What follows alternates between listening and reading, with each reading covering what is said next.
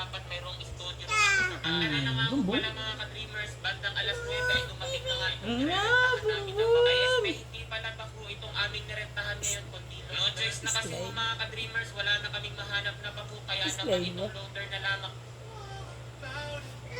ang aming nirenta. Wala ako ng mga sandaling ito, pero based sa aking napanood ay higit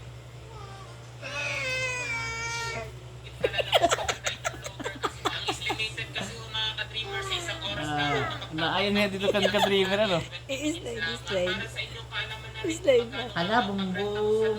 Slide ba? pero usually mga ka-dreamers tulad ng dati Slide ba pa? Slide. 58 per hour yung binabayaran namin din yung 2,500. Kaso wala na nga kami. Hala, Slide ba? Slide ba? Slide.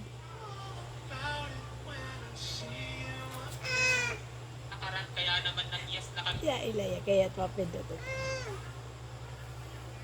At sa kontrata ho pala mga ka-dreamers ng pagtatambak nga ng lupa din sa ating dream house ay nagkakahalagang 10,000. Slide ba? Sabihin kahit lumampas sa isang oras ay 10,000 pa rin ang aming babayaran. At based nga sa report ni Foreman ay 20 minutes lamang na nagtambak din. Since kontrata nga iyon, kaya naman naglabas tayo sa pagtatambak ng lupa ng 10,000.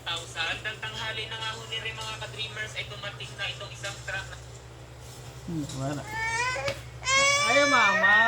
naubos na kasi yung 100 supot ng semento na ipinadeliver ko last time, kaya nagpa-deliver uli ako ng 100 na supot. Hindi na muna namin pinaramihan ho mga ka-dreamers kasi magkakaroon nga tayo ng Christmas vacation. Ay hala, dini muna, baba. Marami mga ka-dreamers, ang dami nagtataka kung saan nga ba ako kumukuha ng pampagawa ko ng greenhouse. Dito lamang yan kay P.